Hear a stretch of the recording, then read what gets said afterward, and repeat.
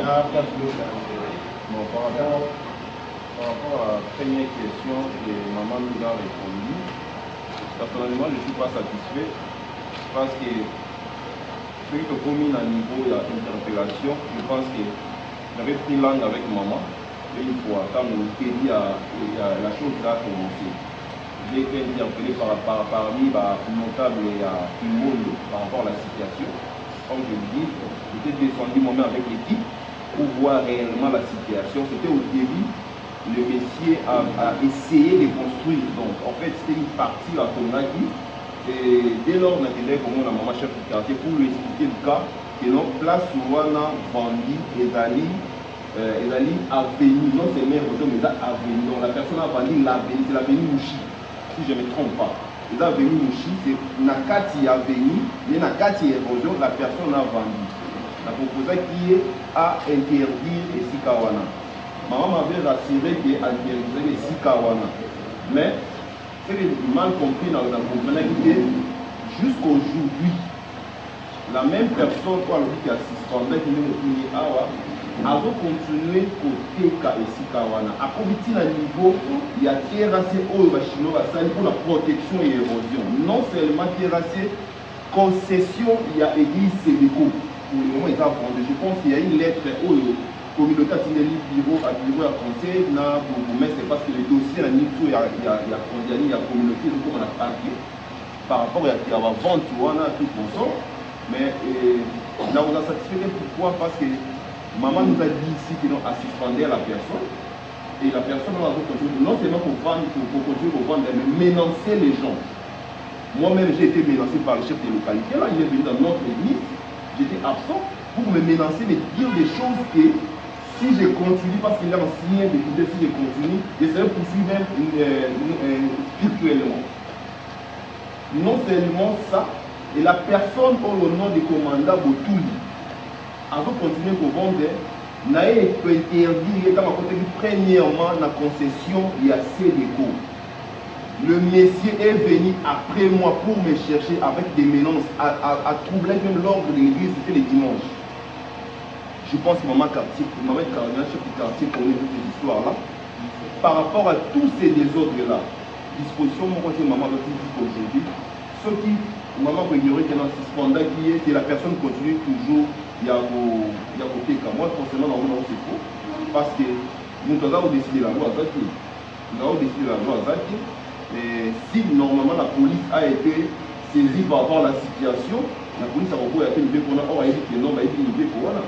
Et si le bourgmestre a été informé, jusqu'aujourd'hui, il n'y a pas de solution. Bon, c'est pas moi, pour éclaircir la situation, il serait important d'appeler les chefs de localité, la Nolo, que maman a cité ici, la personne qui vend les commandants Botouli, lui-même, elle-même plutôt, maman chef du quartier, puis c'est là, même les bourgmestres, comme il est déjà saisi par rapport à cette histoire-là, pour tout l'éclaircissement dans le Cameroun. Parce que jusqu'aujourd'hui, dernièrement, des cas où ça la mana, c'est des rejets mélangés par rapport à l'eau qu'on a connu. Et vous êtes mélangé. La parole c'est une église, c'est qu'on les a mélangés jusqu'aujourd'hui. Mais il n'y a pas de solution jusqu'aujourd'hui. Moi, personnellement, je ne suis pas satisfait de ma réponse à un moment. À la claire, à Ebisabiso, il y a ça qui la personne qui vend, là, n'a permis que la personne a continué pour vendre des mots. Ça, c'est tout. Merci beaucoup. Je voudrais aussi ici, pour éclairer l'interne et mon conseiller, cette histoire, il y a vraiment un intérêt légal, c'est sérieux l'amour.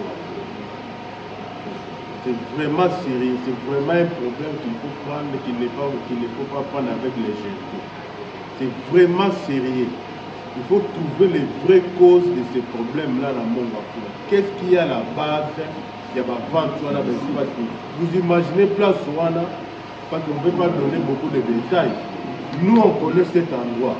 Là, l'habitation à Baton, même si on a bon, on peut retrouver même Baton, on va prendre à l'époque, on a indemnisé Baton, on a Kenda, comme si on a Tchad, comme si on a Cogelos, tout ça. Mais c'est grave aujourd'hui, je retiens. Je dis ça pourquoi? Parce que le chef du service à l'urbanisme, la fois passée, quand il est passé, même dans sa réponse, à répondre à la conseil communal, le but que vous voyez la confusion qu'il y a. Vous voyez maintenant là où nous l'amenons. Il ne sait pas que nous, on sait que Bateau est un ancien occupant.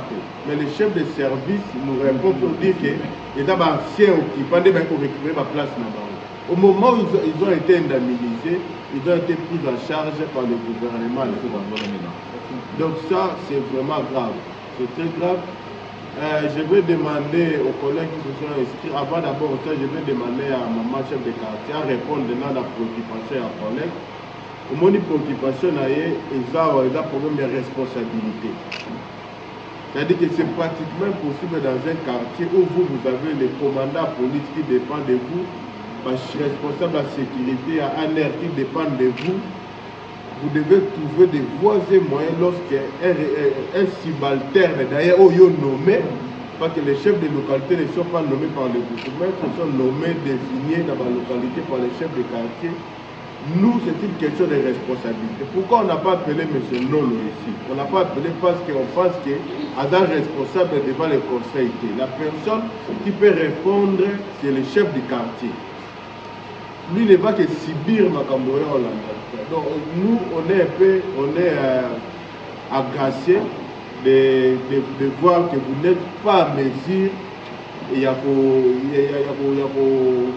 porter vos responsabilités tant que chef du quartier. Vous avez la parole, Mme Belou, vous allez répondre à la préoccupation et à son aide. Est-ce que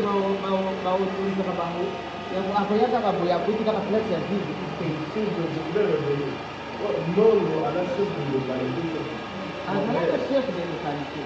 Maintenant, à juste à la mairie, nous pas juste une date. Bien, à côté, national au mot là, mais à d'autres continuer. Maintenant, il y a le problème. C'est pas la bien que vous avez saisi, dans la police, dans la mission qui peut s'intimer à ça. Il y a mis par les, il y a le qu'on a fait au mandat de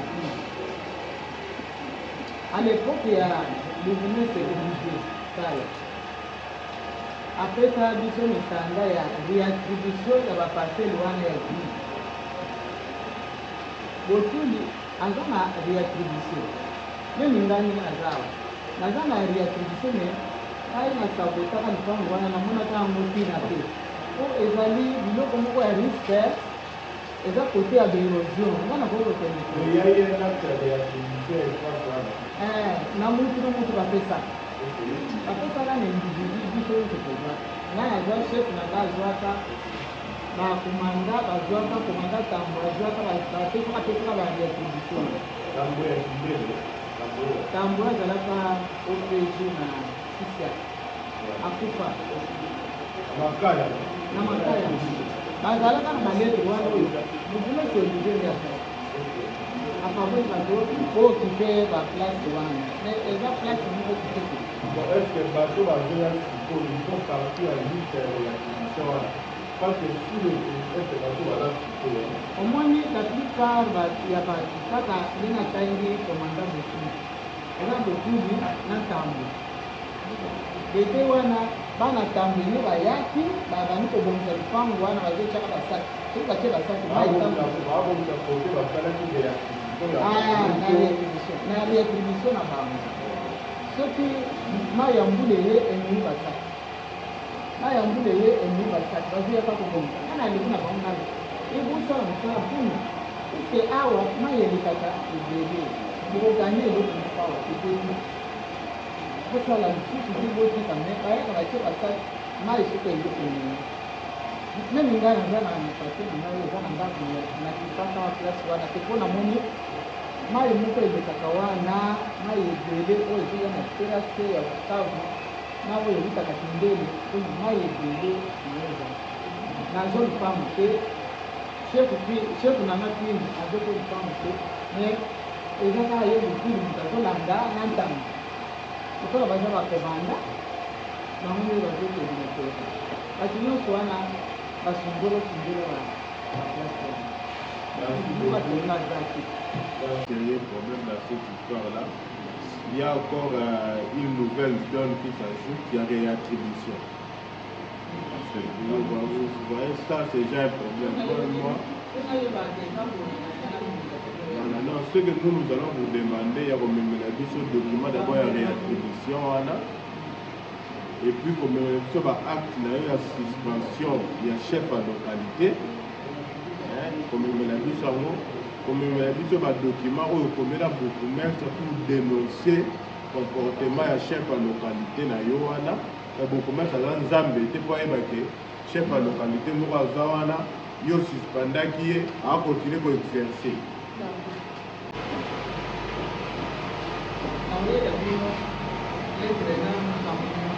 Parce que est suspendant qui a continué à proposer l'acte. Surtout qu'il y a une possibilité de mettre contre mille. Il fallait recourir à l'autorité.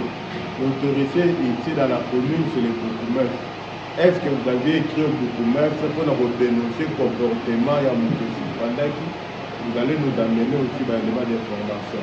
Alors nous allons passer à l'étape suivante pour les collègues où va s'inscrire, va poser quelques questions normalement chef de quartier, au bandana collègue Henri Kahanga et l'honorable Carlos se prépare. Oui, merci pour la parole, monsieur le Président. Dans le même cadre de l'intervention, il y a le chef de quartier Kimbondo.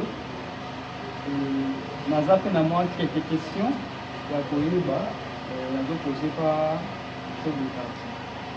Pour l'intervention, on a vu très bien expliquer le film et nous sommes plus dans le quartier. Alors, est-ce que nous avons poser en tant que chef, ou la chef de quartier, quels sont les dossiers qui sont depuis vos ans, avant toi, nous sommes nos chefs de quartier, on a sûr que vous voyez, à signer des documents d'autorisation, ou il y a une fiche parcellaire, ou à voter sa banque. Voilà une question, on a une question. Nous avons voté sa banque, affiche, comme jamais nous avons somme ma parcelle, à ce moment-là, la parcelle, il y a eu un jour où on fait ici. C'est que ça a un document où on a fait sa banque, on va équiper la parcelle. Et puis, deuxième question, depuis vos décisions de suspendre le chef de localité, on a vu ça la bêtise. Mais à continuer à rapporter la parcelle, voilà, décision nini, on est bon suivre parce que nous avons le monde, mais à continuer à macambo à nous ça. Décision nini pour vous après avoir remarqué la bêtise de nous continuer. Comme vous dites que le signal pas bourgmestre, le signal pas bourgmestre, c'est ça qui veut dire qui est à la police place. Mais l'information qu'on a montrée, il y a des qui va mettre une décision déjà dans le cadre. Merci.